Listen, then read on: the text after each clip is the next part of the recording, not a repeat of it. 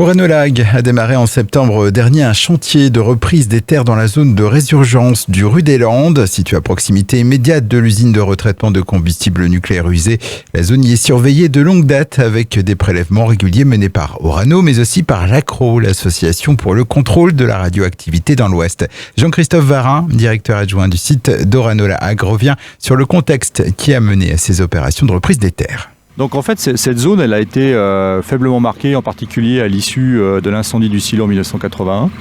Cette zone a fait l'objet d'un certain nombre de prélèvements. Nous, on assurait une surveillance dans les années antérieures et puis on avait changé notre point de prélèvement.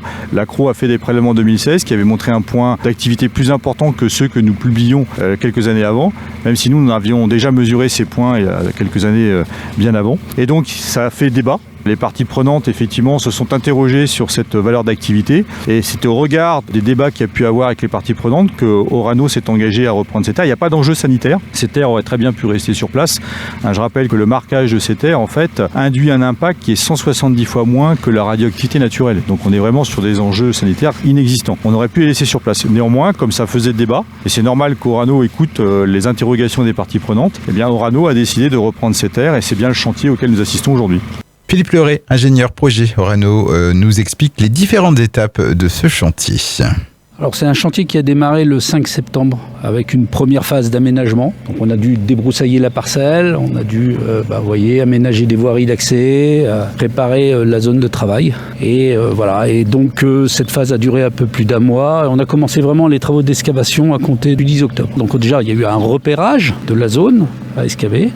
On escave les terres, on remplit ce qu'on appelle des big bags, des grands sacs. Voilà. Et puis ensuite ces big bags sont acheminés sur le site avant d'être évacués sur un des sites de l'endroit. Alors on pense, si la météo continue à être favorable, on aura terminé mi-novembre. Et l'objectif à terme, c'est de réhabiliter la zone après assainissement pour permettre sa recolonisation par la faune et la flore. Jean-Christophe Varin. Une fois qu'on aura terminé ce chantier, on va reconstituer l'habitat. C'est-à-dire qu'on va recréer une zone, une sorte de cuvette, dont les pentes d'ailleurs doivent être étudiées pour permettre aux différentes espèces naturelles de réhabiter cette zone. Je pense que ce qui est important pour nous, c'était l'occasion de vous montrer en fait ce chantier en toute transparence. C'est un chantier sur lequel on échange depuis de nombreuses années dans la commission locale d'information. Je crois qu'Orano a fait un gros effort de communication sur à la fois les enjeux, sur la préparation du chantier. On a communiqué sur la préparation du chantier, on a communiqué sur le fait qu'on démarrait le chantier et il était important qu'on communique aussi sur la réalisation du chantier. Et le fait que vous soyez sur place, je pense, vous permet d'avoir une parfaite vision des enjeux techniques du chantier.